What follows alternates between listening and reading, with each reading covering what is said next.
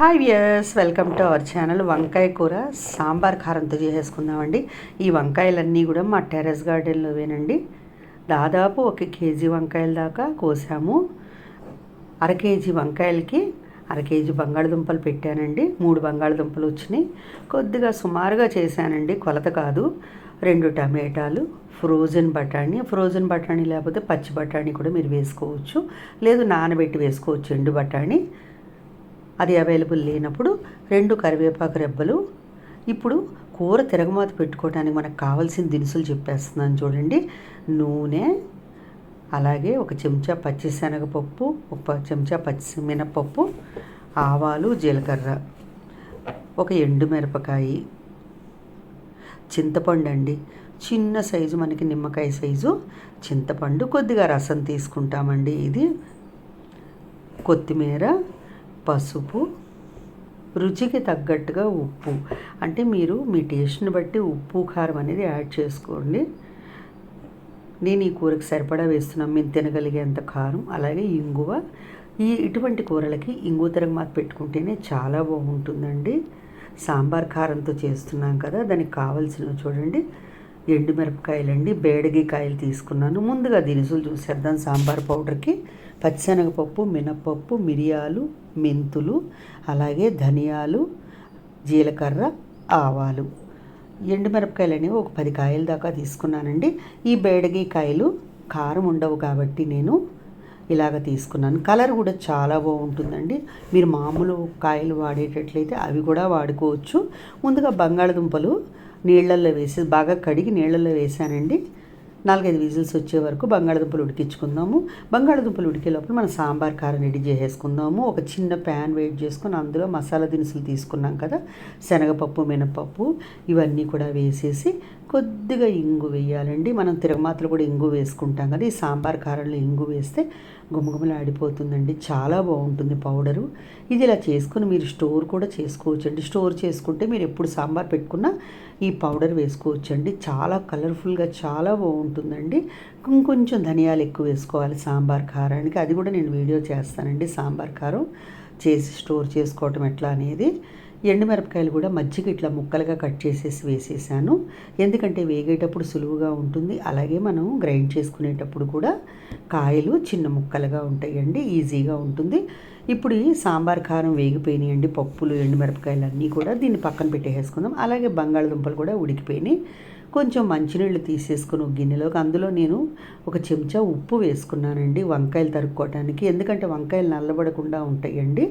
ఇలా ఉప్పు వేసుకుని నీళ్ళల్లో తరుక్కోవటం వల్ల బంగాళదుంపలు ఉడికినాయి. కుక్కర్ మూత తీసాను చూడండి. ఇప్పుడు పొట్టు తీసేసుకుందాం. ఈ లోపల చింతపండు అనేది నానబెట్టుకుందామండి. చింతపండు నీళ్ళలో వేసేసుకొని కొంచెం కడిగేసేసుకొని నీళ్లు పోసి నానబెట్టుకుందాము. ఇది పక్కన ఉంచేసేసుకొని ఒక ప్యాన్ వేడి చేసుకొని నూనె వేసేసుకుందామండి. నూనె వేసేసుకొని తిరగమాత పెట్టేసుకొని దాంట్లో మనం కూర తయారు చేసేసుకుందామండి.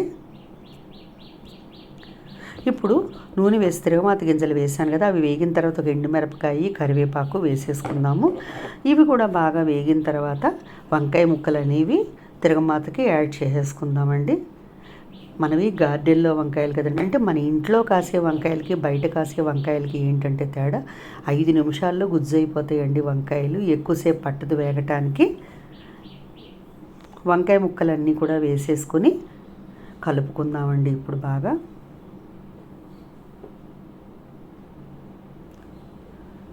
కలిపేసేసుకొని మూత పెట్టేసేసుకుందాం వంకాయ మగ్గే వరకు. చింతపండు కూడా రసం తీసి పెట్టుకున్నామండి. బంగాళదుంపలు పొట్టు తీసుకున్నాము. ఇప్పుడు వేయించి పెట్టుకున్నాం కదా సాంబార్ పౌడర్కి పప్పులు, అవన్నీ కూడా ఒక్కసారి మిక్సీ పట్టేసుకున్నాం. కారం చూసారా ఎంత కలర్ఫుల్గా ఉందో. కారం అయితే ఉండదండి, మంటగా ఉండదు, బేడిగి కాయలు కదా. ఈ పౌడర్ కూడా మిక్సీ జార్ పక్కన పెట్టేసుకుందాం. మెత్తగా పౌడర్ చేసుకున్నాం కదా సాంబార్ పౌడర్ని పక్కన పెట్టుకొని మూత తీసేసి వంకాయలు కలుపుకుందామండి. వంకాయ మగ్గింది చూడండి, మీకు చూపిస్తున్నాను. వంకాయ కూడా ఇలాగా చేయి పెడితే చూడండి మెత్తగా అనిపిస్తున్నది, నొక్కి చూస్తే. ఇప్పుడు ఈ స్టేజ్లో టమాటాలు అనేవి యాడ్ చేసేసుకుందాము. అలాగే ఫ్రోజన్ బఠానీలు కూడా వేసుకుని ఒక్కసారి కలుపుకుందాము. కలిపేసేసుకొని మనం మూత పెట్టేసుకుందాము. 2 నిమిషాలు అయిన తర్వాత బంగాళదుంప అనేది యాడ్ చేసుకుందాము. పొట్టు తీసేసి కొంచెం ఇట్లా ముక్కలుగా మెదుపుకున్నానండి బంగాళదుంప. 2 నిమిషాలు అయిపోయింది. మూత ఒక్కసారి తీసుకొని కలిపేసేసుకొని బంగాళదుంపలు పొట్టు తీసి చితుక్కున్నాం కదా, అవి కూడా ఇందులో యాడ్ చేసేసుకోవాలండి. ఈ ముక్కలన్నీ మగ్గుతున్నాయి కదా, వీటిల్లో ఈ బంగాళదుంప కూడా ఇట్లా వేసేసుకొని కొంచెం ముక్కలుగానే బాగుంటుందండి. మనం తినేటప్పుడు పంటికి తగులుతూ ఉంటుంది బంగాళదుంప ముక్క అనేది, చాలా రుచిగా ఉంటుంది. ఇప్పుడు పసుపు, రుచికి తగ్గట్టుగా ఉప్పు. మీరు ఎంతైతే ఉప్పు కారం తింటారో మీ టేస్ట్ని బట్టి అన్ని మిరపకాయల కారము, రుచికి తగ్గట్టుగా ఉప్పు అనేది మీ టేస్ట్ని బట్టి మీరు యాడ్ చేసుకోండి. రుచికి తగ్గట్టుగా ఉప్పు వేసేసి ఒక్కసారి మళ్ళీ ముక్కలన్నీ కలిపేసేసుకుని మూత పెట్టుకుందామండి 2 నిమిషాల పాటు. ఎందుకంటే వేసిన ఉప్పు అనేది ఈ ముక్కలన్నిటికీ కూడా ఈక్వల్గా పడుతుందండి. ఇలా కలుపుకొని జాగ్రత్తగా మనం మూత పెట్టేసుకుంటే ఎంత బాగుందో చూడండి కలరు. సాంబార్ కారంతో చేసుకుంటే ఇంకా రుచిగా ఉంటుందండి. ఇది చపాతీల్లోకైనా తినచ్చు, అన్నంలోకైనా తినచ్చు, చాలా బాగుంటుందండి. మూత పెట్టేసుకుందాం మళ్ళీ 2 నిమిషాల పాటు. చూడండి కూర అంతా ఇట్లా రెడీ అయింది, మొత్తం మగ్గిపోయింది చూడండి. వంకాయ కానీ బంగాళదుంప కానీ టమాటా కానీ అన్నీ మగ్గిపోయినాయి. ఇప్పుడు మనం మిక్సీ చేసుకున్నటువంటి సాంబార్ పొడిని వేసేసుకుందాము. ఎంత కలర్ఫుల్గా ఉందో చూడండి. పప్పులన్నీ మనం ఒక్కొక్క చెంచా చొప్పున తీసుకున్నాం కాబట్టి ఈ పౌడరు ఇలాగ రెడీ అవుతుందండి. మొత్తం పౌడర్ అంతా వేసేసుకొని ఒక్కసారి కలిపేసేసుకొని చింతపండు పులుసు అనేది యాడ్ చేసేద్దాము. సాంబార్ కారము చింతపండు పులుసు అనేది కాంబినేషన్ చాలా బాగుంటుందండి. మొత్తం కూరంతా ఇట్లా కలిపేసేసుకొని మనము చింతపండు రసం తీసుకున్నాం కదా, అది కూడా వేసేసి తగినన్ని నీళ్లు పోసి మూత పెట్టేసేసుకుందామండి. చూడండి ఇది కొంచెం లూజ్గా చేసుకుంటేనే బాగుంటుందండి, గట్టిగా ఉంటే బాగోదు. మీరు గట్టిగా తింటే కనుక గట్టిగా ఉంచేయచ్చు, లేదు లూజ్గా కావాలి అనుకుంటే లూజ్గా మనం వాటర్ యాడ్ చేసుకోవటమేనండి. మనకి ఎంత కన్సిస్టెన్సీ కావాలో అంత మనం వాటర్ యాడ్ చేసుకోవాలి. ఇప్పుడు కొంచెం కొత్తిమీర వేసేసి మూత పెట్టేసుకుందామండి 2 నిమిషాల పాటు. ఎక్కువసేపు పట్టదండి. బంగాళదుంపలు ఉడకబెట్టుకొని సాంబార్ కారం రెడీ చేసుకొని కూర స్టార్ట్ చేస్తే కేవలం 10 నిమిషాల్లో మాత్రమే ఈ కూర అయిపోతుందండి. మొత్తం ఇలా కలియబెట్టేసుకొని మనం కూర రెడీ చేసుకుందాము. మళ్ళీ ఒక్క 2 నిమిషాల పాటు లిడ్ పెట్టేసేద్దామండి. 2 నిమిషాలు అయిపోయింది చూసారా, నెమ్మదిగా లో ఫ్లేమ్లో ఉడుకుతున్నది. కూర అంతా కూడా రెడీ అయిపోయింది. ఇట్లా చూడండి ఎంత బాగుందో, గుజ్జుగా చాలా రుచిగా ఉంటుందండి సాంబార్ ఫ్లేవర్తో. వంకాయ కూర ఇష్టపడిన వాళ్ళు ఎవరున్నారండి? అందరికీ వంకాయ కూర అంటే చాలా ఇష్టం.